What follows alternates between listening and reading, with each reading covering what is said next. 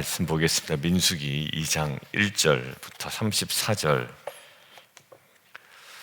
34절까지 있는 본문인데, 오늘 본문을 보면 눈에 띄는 좀 질서와 조화가 보입니다. 이 조화로움을 보면 동쪽 3절에 있는 동방해 돋는 쪽의 진칠, 그 지파들이 나오고요. 그 다음에 10절에 남쪽이 나오고요. 이것들은 행진할 때의 순서도 의미가 있습니다. 그리고 18절에 보면 서쪽이 있죠. 그러니까 동, 남, 그다음에 서, 그다음에 25절에 있는 북. 제가 거기는 이제 네모로 다 해놨습니다. 크게 동으로부터 시작해서 남쪽과 서쪽과 북쪽의 순서대로 지금 진영의 구성을 설명하고 있고, 나중에 이스라엘 이 백성들이 이동할 때의 순서이기도 합니다. 물론 중간에 이제 성막을 든 그 레위 지파 자손이 들어가긴 하지만 전체적인 12지파의 진행 순서도 동, 남, 그다음에 서, 북 순서대로 진행이 됩니다. 그리고 동쪽에는 리더가 되는 지파가 유다 자손이라고 표시가 되어 있어요. 그리고 그 예하 부대 그 지파가 이사갈 스불론 지파로 되어 있죠. 그게 3, 5, 7 이렇게 구성되어 있어서 그쪽에 전체 인원이 이제 9절에 기록이 되어 있고요. 그다음에 남쪽에 리드하는 지파가 누구냐면 루벤 지파고요.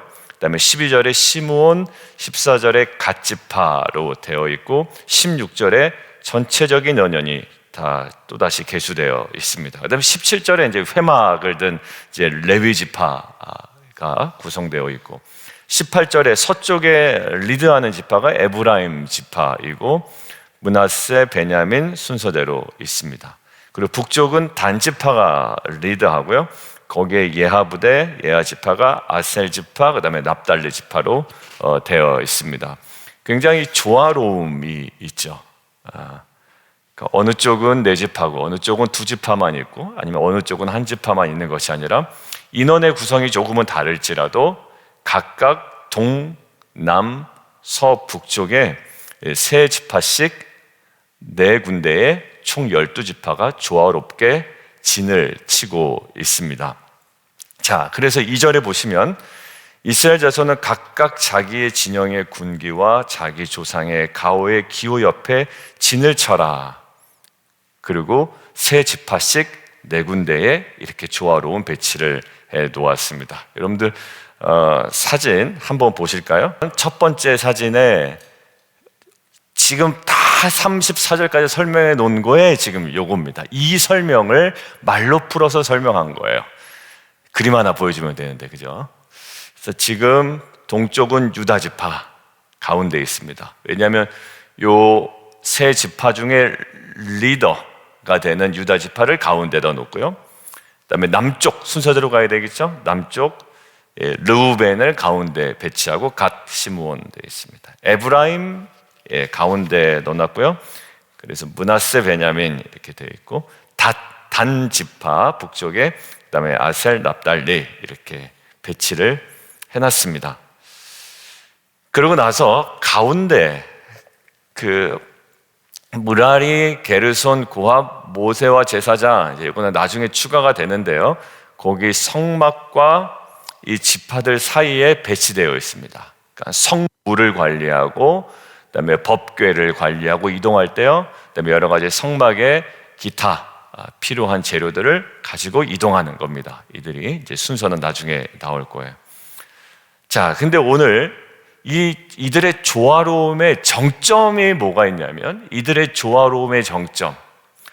우리 빛과 소금 교회가 참 조화롭다, 질서 있다. 우리가 새로운 체계와 질서에 대한 개념을 우리가 월요일 날 이야기했는데, 오늘 보면 굉장히 조화로워요. 많은 인구입니다. 60만인데요. 이것은 20세 이상 군대 나갈 만한 사람만 60만이고요. 실제로는 한 200만 가까이, 아니요 200만 이상이 될 겁니다. 여러분들 200만 명이 이동하면서 거주한다는 게 만만치 않아요. 여러분들, 우리가 5월 달에 이제 정교인 체육대회 야외로 나가게 되는데요. 정교인 체육대회 한 100명 넘는 인원이 야외만 나가도요, 통제하기가 힘들어집니다. 아시죠? 호루라기 불어야 되고, 소리 질러야 되고, 빨리 모이라고 해야 되고, 거기 앉으신 분 이쪽으로 오시라고 해도 안 옵니다. 안 들리기도 하고, 이게 다 각기의 관심사가 다 다르기 때문에 그래요. 꽃구경도 해야 되겠고, 화장실도 가야 되겠고, 음료수도 마셔야 되겠고, 너무 100명도 힘들어요. 그런데 지금 얼마예요? 200만 명이 굉장히 조화롭게 배치되어 있는데, 이 조화로움 속의 핵심이 뭐냐면 2절 먼저 가보시죠. 진을 치되 이렇게 되어 있습니다. 자, 여기가 핵심이에요. 자, 너희가 이렇게 세 지파씩 내 방향에 조화롭게 진을 치되 더 중요한 게 있어, 이런 의미죠. 더 중요한 게 있어. 저는 거기다가 밑줄 그어놓고 V 표시를 해놨습니다. 뭐냐면 회막을 향하여, 그럽니다. 회막을 향하여. 그리고 17절에 그들의 조화로운 행진, 질서 있는 행진, 200만 명 이동할 때 여러분들 중구난방되기 쉽습니다. 근데 군대 행진할 때 보면 그렇지 않아요. 군대 다녀오신 분들 알겠지만 여러분들 군대 행진은요, 굉장히 질서정연하게 움직입니다. 나고자는 나고자대로 따로 분류하고 또 그에 맞게 다 편성하여 진행하는데, 여기도 행진할 때의 특징이 뭐냐면 모든 진영의 중앙에 있다. 뭐가요? 회막이. 모든 진영의 중앙에 있다. 그러니까 오늘 민수기 구체적으로 이 그림 하나 보여주려고 설명하려고 굉장히 길게 이야기한 것 같지만 이것을 통해서 우리에게 강조하려는 것이 분명히 있다라는 거예요. 우리의 진정한 조화로움은, 그 조화로움의 정점은, 핵심은 어디에 있다? 회막을 향하여 편성되어 있는 것이고, 회막이 모든 진영의 중앙에 있어 행진하는 거라. 그러고 보니까 여러분들 첫 번째 그림 보십시오. 아침에 일어나면 어디부터 볼까요? 등 돌려서 저쪽 밖에 볼까요? 그렇지 않을 거예요. 아침에 일어나면 딱 보이는 게 성막입니다. 구름기둥과 불기둥, 그리고 밤에 불기둥으로 지켜주시고, 아직 그 머물러 있으면 우리는 아직 오늘 하루 여기에 더 머물러 있어야 되는구나. 항상 관심사가 어디냐면 성막입니다. 어느 쪽에 있든지 간에, 동쪽이든지 서쪽이든지 남쪽이든지 서쪽이든지 북쪽이든지 그들의 관심은 항상 성막이에요. 그렇다는 이 성막 중심이라는 건 뭘까요? 성막은 하나님의 임재를 나타내잖아요. 그러니까 결국 그들의 모든 삶의 조화로움과 또 그들의 이동과 머뭅과 이 모든 것들의 가장 중심에 뭐가 있냐면 하나님의 임재가 있다라는 거예요. 사진 하나 더 보실까요? 여러분들, 그 옆에 사진입니다. 제가 그 수년 전에 한국에 갈 때요, 그 3년 전에 이제 급하게 이제 좀 비행기를 끊느라고, 너무 비싸더라고요. 요즘은 조금 내려갔다고 하는데요, 그때 당시 너무 비싸서 일단 한번 경유하는 것으로 이제 티켓을 끊고, 그것도 이제 태평양을 건너는 것이 아니라 대서양을 건너는 쪽으로 갔습니다. 그러니까 한마디로 이제 유럽 통해서, 그다음에 결국 요 에티하드 항공인데요, 에티하드 항공사 자체는 좋아요. 부자 나라잖아요, 그 나라가. 그러니까 그 아랍에미레이트의 이제 국영 항공사인데요, 이제 에티하드 항공을 타고 이제 저쪽으로 넘어가는 거예요. 근데 넘어가는데 눈에 띄는 게 뭐였냐면 중간에 계속 뭔가를 보여줘요. 근데 그 그림입니다. 사실 제가 찍은 사진이 있는데 무교 성령 집회 때 말씀드렸죠. 사진 다 날라갔다고. 그래서 분명히 이렇게 나처럼 찍어놓은 사람들이 있을 것이다라고 제가 한번 찾아봤어요. 그랬더니 저처럼 이 에티하드 항공을 타고 가다가 여기 특이해서 찍어놓은 사람들이 있더라고요. 그래서 제가 그걸 그대로 가져왔습니다. 여러분들, 여기 특이한 것은요, 내 비행기가 어디로 가고 있든지 간에 뭐를 계속 알려주냐면 메카와의 거리가 어딘지를 알려주고 메카의 방향이 어딘지를 알려줘요. 지금 이 비행기가 앞으로 가고 있잖아요. 그럼 메카가 어디 있다고요? 메카가 그 전방에 있다고요. 몇 마일 앞에, 1629마일 앞에 그 메카가 있다라는 거예요. 그럼 비행기 방향이 틀어지잖아요. 그러면 메카가 이쪽에 있다고 알려줘요. 그리고 몇 마일 떨어져 있다고 이야기를 해줍니다. 그리고 프레이어 타임 로케이션 뭐 해가지고 이렇게 알려주잖아요. 그러니까 제가 이거 보고 언젠가는 한번 성도님과 나눌 때가 있겠다 하고 사진을 찍어놨던 거거든요. 물론 제가 찍은 사진은 날아가고 이 사진을 제가 가져왔습니다만 항상 중심이 어디냐면 메카예요. 어디를 가 있던지 간에. 여러분들 오늘 진을 편성한 것도요, 그냥 그들 나름대로의 방향을 설정한 게 아니고 어디서부터의 동쪽입니까? 성막으로부터의 동쪽이에요. 성막으로부터의 남쪽이고요, 성막으로부터의 서쪽이었고 성막으로부터의 북쪽이었던 거예요. 여러분들 결국 신앙의 방향이 또 우리의 조화로움의 모든 핵심이 무엇이 되어야 되는지 우리에게 알려주고 있어요.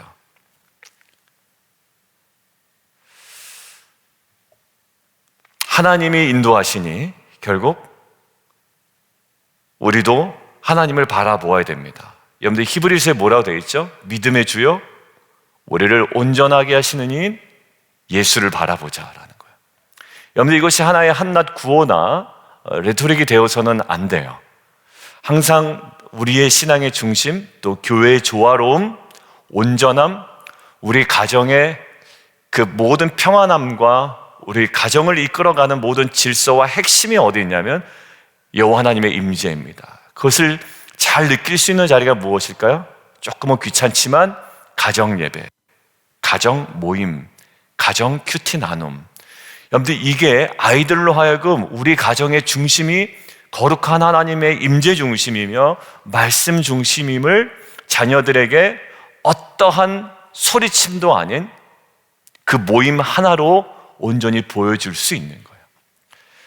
여러분들 제가 오후나 저녁 시간에 이제 가정 예배 인도자 가이드 하죠. 여러분들 보통 화요일 저녁, 수요일 저녁, 목요일 저녁에 모인다면 그날 본문을 가지고 사실 모이기도 하지만 그 전에 묵상했던 거 가지고 여러분들 가정 나눌 수도 있잖아요. 그래서 여러분들 그날 급하게 묵상을 가지고 그날 가정 예배 드리셔도 되지만 너무 생동감 있는 나눔이라면, 아니라면 일주일 동안에 만약에 목요일날, 금요일날 가정 예배를 드리신다 그러면 월요일날 묵상했던 거와 아니면 화요일날 묵상했던 거와 그것들을 가지고 하나님 중심의 가정이 어떤 가정인지를 계속 셋업해 나아가는 겁니다. 이번 주에 제가 광고 때 그동안에 매주 가정 예배를 이렇게 잘 들으신 분들 한번 저한테 개인톡을 주십시오라고 좀 받아서 확인을 좀 해보려고 그래요. 그러니까 평가를 하려고 그런 거 아니고요. 누구는 했네 안 했네 이거 아니고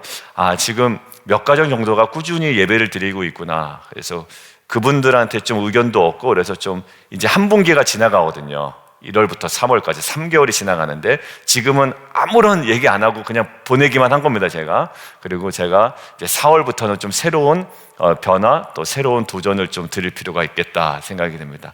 마침 하나님 중심이다라고 그러면 굉장히 막연하게 생각을 하기 쉬워요. 그냥 하나님 생각하고 있으면 되나? 의식하고 있으면 되나? 아니요. 하나님의 그 주권과 임재를 온전히 우리가 누리는 자리가 필요하다라는 거죠. 여러분들 여기서 보면 속도는 나오지 않아요. 굉장히 특이한 거죠. 빠르게 가라 느리게 가라가 아니라 언제? 방향은 중요하더라고요. 방향은 중요해요. 방향이 잘못되면 의미가 없습니다. 아무리 성공하고 많은 것을 누리고 살아도 신앙의 방향을 잘못 설정하면 인생은 사실 실패로 갈 확률이 많아요. 고린도전서 3장 16절, 17절에 우리의 성전됨을 얘기하거든요. 근데 거기서 얘기할 때 성전됨의 핵심을 뭐라고 그러냐면 그냥 너희가 성전이니 마음대로 살아도 된다. 그러니까 너희가 주도적으로 무엇인가를 해나가라 이런 느낌이 아니에요. 고린도전서 너희가 하나님의 성전됨을 알지 못하느냐라고 할 때 핵심적인 전 키워드가 이거라고 생각해요. 성령이 우리 안에 계신 것을 알지 못하느냐라는 거예요.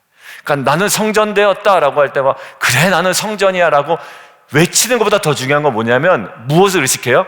성령이 우리 안에 계신 것을 의식하는 그게 뭡니까? 임재잖아요. 그러니까 하나님의 임재 중심으로 신앙이 세팅되어 간다는 건 중요해요. 내가 말하기 전에 하나님의 거룩한 임재 가운데 내가 대화하는 거죠. 여러분들 말로 실수하는 경우가 저나 여러분의 경우에 참 많잖아요. 근데 그게 왜 그러냐면 사역자들하고도 얘기 나눌 때 성도들과 관계 속에서 말 실수하면 큰일 난다. 근데 거기서 한 사역자 얘기하는 거예요. 늘 기도하는 마음으로 성령께서 나에게 주시는 마음대로 깨어서 말하는 거래요. 맞아요. 그게 뭐냐면 우리 교회는 기도합니다. 그 책에 이제 그게 나오거든요. 그러니까 늘 성령께서 나에게 주시는 마음으로, 제가 마리아 권사랑 얘기할 때도 성령님 저에게 필요한 말만 생각나게 하시고 아닐 때는 침묵하게 하시고 그동안에 기도하면서 들었던 마음만 나누게 하시고, 이게 성령이 너의 안에, 우리 안에 계신 것을 알지 못하느냐라는 거예요.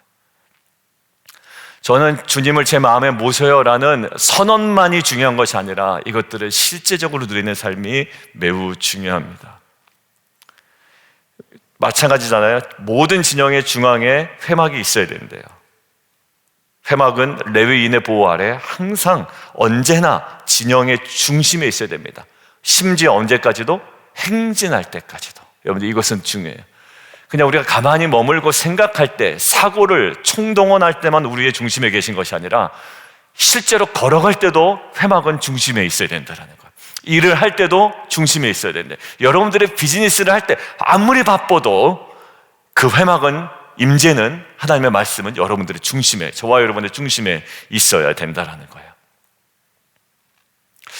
사랑하는 성도 여러분들, 저는 이 메카 중심의 이 에티하드 항공의 이 화면 하나가 우리 기독교 신앙이 어떠해야 되는지를 오히려 타 종교에 그 접근하는 또 모습을 통해서 깨닫게 되었습니다. 그러나 오늘 민수기는 그것들을 정확하게 이야기해 줍니다. 회막을 향하여, 또 회막이 모든 진영에 중앙에 있어 행진하되. 이 광야 같은 세상에서 우리가 지녀야 할 신앙의 자세입니다. 왜요? 지금은 광야예요. 이스라엘 백성이 출애굽한 이유, 즉 구원받은 이유. 제가 구원의 모형이라고 주일날 얘기했죠. 출애굽은 구원의 모형이에요. 그러나 출애굽한 이후에 굉장히 질서를 요구하고 조화로움을 얘기하는데 그 모든 것들의 가장 정점에 성막 중심, 임재 중심, 이 말씀 중심이 있습니다. 오늘도 우리는 천국을 향해 가고 있습니다. 하나님의 약속의 땅으로 향해 가고 있다고요. 그런데 광야같이 때로는 힘들 때도 있어요. 고난도 있고 유혹도 있습니다. 중요한 건 우리 삶의 중심에 하나님을 모셔야 그 길에서 벗어나지 않습니다. 이 은혜를 누리며 나아가는 저 여러분 되기를 주님의 이름으로 축원드립니다. 함께 좀 기도하며 나가도록 하겠습니다. 광야 같은 세상에서 지녀야 할 신앙의 자세, 하나님의 그 임재 중심입니다. 성막, 그리고 그 말씀 중심이에요. 머물러 있을 때도 그렇고 심지어 행진할 때조차 회막은 중앙에 있어야 됩니다. 이 삶은 우리의 그러한 선언으로 이루어지지 아니하고 가정이든 또 어느 곳에 있든지 간에 실제적으로 성령이 우리 안에 계신 것을 늘 인식하고 느끼고 깨어있어 말하고 행동하고 결정하는 이 모든 우리의 삶의 총체적인 모습을 나타냅니다. 하나님, 그러한 성전됨을 누리는 자 되게 도와주시고 그 성전 중심과 하나님 임재 중심과 말씀 중심의 신앙이 특별히 우리 자녀들에게도 우리 가정의 모든 모습을 통하여 온전히 전해지는, 뿌리 내려지는 귀한 은혜 있게 하여 주옵소서. 우리 주님 이름 한번 부르고요, 함께 기도하겠습니다.